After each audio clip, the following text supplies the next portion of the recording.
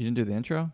Oh, no. Hey, everybody. Intro, That's seriously not it. Hey, everybody. Welcome to Sound Up, Sound Off, our weekly podcast and show. And we need to turn our phones off. And, wow. My name's Chris. This is Sean, who apparently was feeling pretty Christmassy today and wanted the show to reflect that. Christmas in July. It is July, so it makes sense. Our logos have red and green also. And a little green. Yeah. Not that green. And I'm not making a phone call. I'm just checking to make sure that you guys can hear us because we've had that issue a couple of times. Which would suck because then we have to redo the intro as soon as he finds out. Yeah, SoundUp Company, the one that has no sound.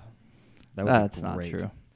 You know what we should have tried to do today is actually record this with the studio while doing it live and see how that worked. So if you didn't see yesterday, we put out a video talking about the new SoundUp Studio and telling people to test things, which think last night we had some of our first feedback that if you upload a couple of tracks and stuff, if you've ever used any kind of program, you know that it has to render and export basically. So does ours because you're putting multiple tracks in. It's got to mix it into one track. We don't have anything right now up that kind of shows you it's not like a loading thing. Or right. If you look in the bottom left corner, you'll see it doing that. Or if you look the refresh circle will turn to an X. Hadn't thought about that honestly. Adam actually did say something about it at the beginning, but someone brought to our attention that they clicked save 3 times and it saved 3 different times. So just a heads up. Yeah, don't click save once. We'll have that soon. And wait. Patience, #patience is a good thing to have when dealing with a beta. But it is 100% studio. why we want people to go out and test it because you're going to maybe see something that we don't think about. Let's see if... All right, audio's working. All right. Hopefully the comments are popping up soon too. So crazy. So that was the longest intro ever. Let's get right into the show, a couple different topics, and then we will get to our Alexa Skill Stumper segment, which is what the fans want. But in case you didn't know, this is summertime. You might have guessed that because we did miss last week's episode, had to combine happy hour and sound off into one thing last Friday. But being summer, I've noticed that Pepsi and Coke are going at it on the summer craze of, just trying to do a little bit of branding and marketing. And they have 2 different things, and I want Sean's opinion on which he thinks he likes better because I don't think I told him what the 2 are. So with Coca-Cola Summer Edition, you can peel off part of the label. It becomes like a little bracelet thing that you can scan, and it takes you to get special deals on like movie tickets or theme park tickets or that kind of stuff. So it's kind of like a scanner. I'm assuming through their app, not just through your camera app, but you have to have the Coca-Cola and you scan the little piece that you peeled off the label. Taking the cap off and then typing the little numbers. Yeah, instead of typing. You remember that in the 90s? And but I used to love winning. Like, did you ever win a Coke? That was the best feeling. I won a pair of 7-Up boxers once. I won Coke. I just want the Cokes. Anyway, Pepsi is doing a hashtag, doing a little bit more trendy social media culture of hashtagging the summer. Some different things like in New York on the Pepsi Summergram, as they call it, always pool ready. Is something set by DJ Khaled. That's interesting. In Chicago, don't worry, beach happy, which I don't know why that's in Chicago. Well, Lake Michigan, I guess, does have beaches. I have gone there before. Los Angeles, pool day all day is a Pepsi Summergram. I guess they're just coming up with nifty little sayings. You don't really win anything. Which one do you like better? So a beach isn't just an ocean, I guess. I wonder if you post the thing that's on your Pepsi, maybe then you're entered to win something. Let's read the article a little bit. What does the word beach actually mean? Is it not ocean beach? Is a beach its own thing separate from the ocean? A beach is sand that's connected to a body of water, I believe. Okay. Lakes? Oh, they do have scanned the QR code on any Pepsi Summergram bottle. And with a Coke, you scan also? Oh, a unique... I like this. They have the AR filter. Someone else did that last year. It was Dr. Pepper, I think. Oh, last really? summer did that. And you would... what was the wine you had that one time? 9 crimes. That was cool. 19 crimes. That was cool. I'm just going to go around the store doing that. No, I mean, I'm serious. AR, by the way, this segment's turned into AR. I just want to know which one you like, Coke or Pepsi better. You're going to drink one or the other anyway. Summergrams with AR or Coke, peel, and I'm going to go with AR, but I don't like either soda. You don't drink either Coke? You don't have an opinion on Coke or Pepsi? If I had to choose, I'd probably say Coke. Okay. But I'm partial to Pepsi because I grew up in a town where it was made and born. True, North Carolina. Newburgh, North Carolina, yeah. So, but you also lived in Atlanta. which is kind of the hub for I Coke. know. Just confused. It's And, crazy. Let's just go with Mountain Dew and call it a day. Yeah, actually, well, so technically Pepsi then. Yeah, go Pepsi.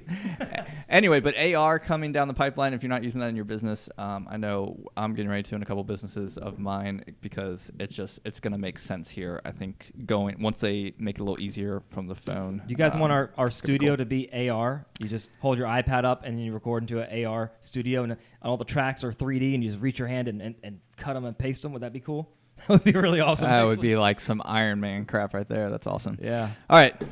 Moving on. Adam's in the other room right now going, please no. Yeah. Please no. New project. All right. So speaking of like tech and stuff like that, do you know who Johnny Ive is?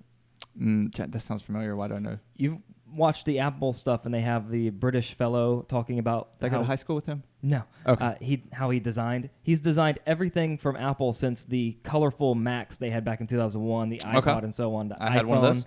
Well, my school did. He's designed everything. This computer, your computer. He's leaving Apple. Okay. Going to start his own Dell. firm. Funny enough, his first client's Apple.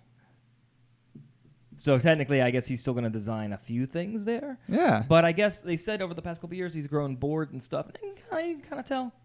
I mean, my iPad pencil charges by sticking it in the bottom of it. They came out with a mouse that when you want to charge it, you plug it into the bottom so your mouse sits on the side instead of like in the front where you could still use it. Sounds lazy. Sounds like he did get a little bit bored. Almost like he was like, you know what, watch this. I'm just going to mess with people now. So hopefully maybe Apple design gets worse or better. Apparently he was disgruntled with the way that they were more about operations than they were design. So shifting the company, everyone should just switch to Linux. No, but you say shift in the company, like you said, but they're basically hiring them as a third-party contractor, so right, not really that big of a shift. Yeah, anyway. Awesome. So I thought that was, but that's the guy's been responsible for like every the Samsung phone would not look like this without him, right? Like iPhone's responsible for just about every smartphone out, I would say. Yeah, from a design, So, and then everybody else stole it. Crazy that one dude responsible for all that stuff. Something else I have going on here that I just found today is not that Samsung's launching video games? Bixby Marketplace in an attempt to rival Amazon's Alexa. So they came out last year with their personal, or not last year, a couple years ago with their personal assistant, and then they came out with a little Alexa type robot thing. They're trying really, really hard to be like a Google or Alexa device. Yeah, but do you even read this one sentence? It says, though Bixby is behind in the voice-powered race. This is where I was getting to. It is. I have disabled it. They have a button, a dedicated button on the phone. I've just turned the button off. It does nothing. It's that bad. I've asked it to do things, and it has just... Samsung, you just stop. Google has an assistant built in Android. Use that. Here's what's interesting is, though, Samsung, and I think where this article might be going, is the fact that Samsung does make other appliances and other hardware, household hardware that you use in your house maybe more commonly right now than like Amazon's, like there's not an Amazon brand of refrigerator like you're putting the Amazon voice assistant into other tech. So I think it becomes more about strategic partnership. Who does Amazon or some voice tech companies or Apple partner with, because you don't have an Apple fridge either or a refrigerator, whereas Samsung and some other companies that could have voice technology built in natively using their Bixby or whatever into a hardware that maybe already has some consumer clout. Basically, I don't know. Yeah, so they have their own. If you remember Samsung phones back in the day, before like Android and iPhone, they had like an operating system on them called Tizen, which is actually what's on the watch and on the refrigerators and everything. It's basically Android. And I was at a house the other day, and they had the big Samsung refrigerator with a screen on it. Right. And it had like the back button, the home button, and everything. So they want you to use the Bixby so that you can say, Bixby, do I need more milk? And it literally looks inside your refrigerator and looks for that. The problem is, Bixby won't understand you and say, you have 12 eggs. That's the problem with Bixby, is it just, I don't know, it just doesn't work right. Yeah, it's probably because it's named Bixby. And that's not a word. So okay, doesn't understand other words. Alexa has the microwave, right? Do you really need to say, Alexa, turn this on for 1 minute, or can you just press the button? Like, why would you want? Oh my gosh, Sean, we've had this argument of why we created a SoundUp company is because everything's going voice. It will be way easier. But there's certain things like microwaves. You're gonna walk through. You're gonna shut the door to your microwave and say start for 30 seconds. You're gonna walk over there and say, hey, call my mom real quick.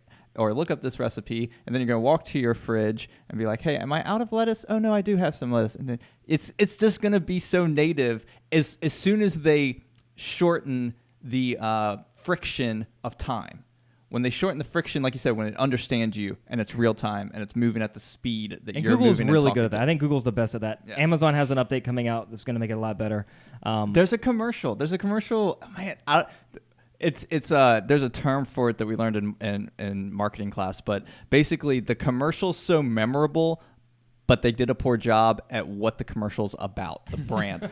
So the commercial I can remember, but I don't remember what the commercial was for. It might have been insurance or something like that. But there's this kid that like walks into the kitchen and it says, "Hey, start the oven for my pizza. Da da da. Refrigerator. Dishes start." And he puts on his VR goggles and he starts like playing a game in VR and it like all happens. His dad's just like watching him like, what the heck? It's like a teenage kid like doing it, but he starts talking to the kitchen and starts doing all these things and then starts playing a VR game. Like that is where it'll go. They're making fun of it, but it's gonna be that. Yeah, I like it if things move. Have you seen HoloLens that Microsoft has? Mm-mm. It's the goggles, but it's not VR. It's AR, augmented reality, and it puts things places. So you wear these around your home, and it learns a map of your home so that it knows in the living room you have a certain thing up here, right? So if you say the recipe thing, and somehow it shoots lasers into your eyes, is how you see it, so it's in focus, and you can put a recipe up in the top corner, so no matter where you look, it follows you around. It's really cool. Yeah, I mean, like they started doing that, I think, one, in the commercial and industrial side, but yeah. So it's coming. It's coming, people. Yeah. All right.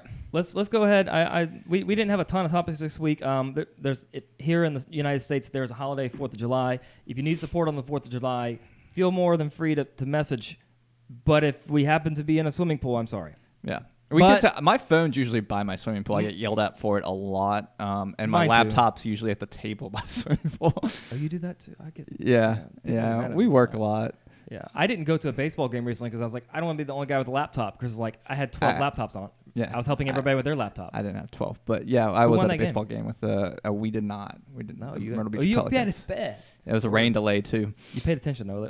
Yeah, it was like 4-hour rain delay or something crazy, wasn't it? Yeah, it was. That was also the reason I didn't go because I didn't think the game was actually going to happen, but it did, and then I felt bad. So anyway, this is the next segment that we like to call Alexa Skill Stumper, where we either take an industry from comments, which I don't know if we have any because it's not showing us. We are using the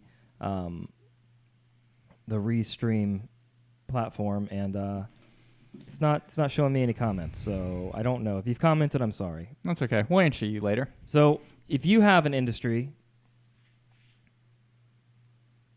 leave it in the comments. We could do it next week, but as of right now, we're going to have to come up with an industry. All right, I got an industry. Oh boy, you've thought about this. I have not thought about mine yet. You haven't? Mm-mm. Okay. Are you ready for this? Yeah. Positive. Positivity? Okay. No. Oh, that's not it. I don't know if we've done this one before, but my brother's in town, and I thought about this because it's an organization he works for. So I'll get super narrow on the organization, though you could go broad as far as type of organization. He works for a nonprofit, basically, that is Nurses for Newborns. So basically, they do a lot of grant funding writing. They do events, fundraisers to help people to help babies that are born prematurely. That sometimes they'll send nurses into the home to help with that, process. Sometimes they have a facility to help, like in the hospital side, and helping people and help a lot of preemies or people that are babies that were born into bad situation, addicted situations, those kind of things. So, Nurses for Newborns. Skill and flash briefing. Go. Well, that's interesting. Well, do they take like donations and stuff? Yeah. Like I said, they do grant writing and they do fundraising events. Yeah. There's absolutely things you could do skill-wise on that. Flash briefing, I don't know as much about. Maybe if you had events and stuff like that coming up. You'd have to find, your audience is definitely going to be a niche audience, and you have to find if they're interested. But it would definitely be a way to get ways to donate, events coming up, and different things like that. But I think the actual challenge of that would be to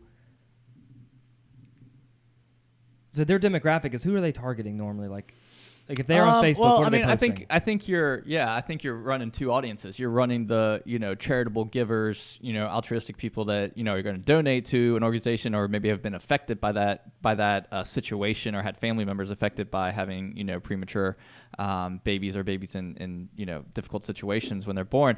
I think and then you have the other side, which is the actual people that may end up in those situations or families. Yeah, I think you definitely need a way for the contact that you need help. Mm-hmm. But this is also something that would not be overly saturated on Alexa. So you could really work with your keywords and descriptions and keywords in the description on being found. So it could be an interesting play on just getting found more. We've had a couple of members recently say they show up on Google for their Alexa flash briefing over their website, which is really neat, especially as people are searching for something specifically because the domain authority that Amazon has is really high.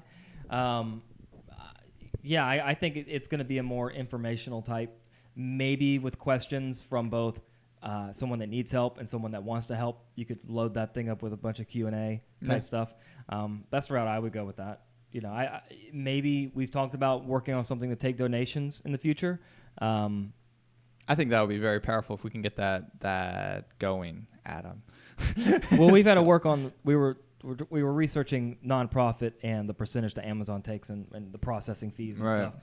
If they're taking 30%, you'd be better off saying you can donate by going here. Yeah. So that's what I have in mind. Someone donates $1,000, but you only get $700. Like, that kind of sucks. But it can't be. You think it'd be that high on a donation? I don't know if Amazon would do that. That's what we're trying to find out, if they have donations and right. Amazon instead of just payment. Reply to our email, please. You sent one email. Yeah. So we might need to work on that. Okay, I'm ready for mine. My idea for an industry is a charter company. What's a charter company? Well, I know of a couple different boating charter. Okay. Because I was going to say there's charter, so like tours, deliveries, fishing trips, and different things like that. Okay, charter company. I feel like we did this one, did we not? This is kind of local. Obviously, this is only going to work for coastal and or areas where you're actually taking charter boat tours. I think they do it in rivers and lakes too. Can they do river? Really?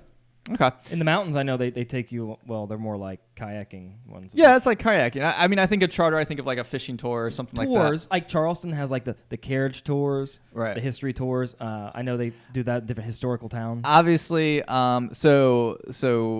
flash briefing around the flash briefing skill, and if you're just throwing out content, I think you need to brand the area, the local. We talk about this a lot, branding, event marketing, what's going on in the area. Of course, throwing in, your sponsorship and how they can contact you, but kind of become the local resource of information in the flash briefing space, and talking about like your industry, but maybe related industries. Maybe you can get some sponsorships and highlight some restaurants. I know our charter tours are kind of down at docks in Little River that have restaurants and other stuff around them that you could kind of partner with and connect with to promote each other's businesses through your flash briefing and try and build a larger audience that way. The Alexa custom skill is where this comes in. Again, you got to have a custom skill. This is your website on voice, and it's powerful too because we'll be able to book tours, I would think, from a custom skill. I think that would be an awesome feature, being able to get a calendar of when tours go out.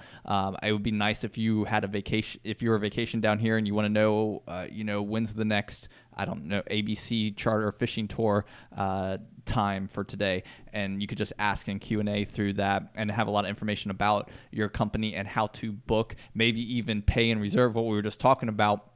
When we get our pay skillet, this would be a little different than donation. There may be a percentage take, but you're going to charge, credit card fees may charge a percentage anyway. So you're kind of used to that cost of doing business. But to be able to book a tour, if you have Alexa in your room that you're staying on vacation, or just your house or anything like that, that's going to be cool. What else could you do with? So here, Adam working on the story skillet. I'm picturing like a little fun thing to get people engaged with your skillet of like a 3-hour tour, like almost like a story, like a fishing, like a tall tale fishing story, or like going out on the boat, what that experience is like. Do you cast your line here, or do you wait till we get further out into the ocean? And like that story skillet we're working on, where people go, I think that would just be kind of fun. I think you could get creative with What did you look at me like that for? I got a phone call from someone that saw that we were live, so I'm confused.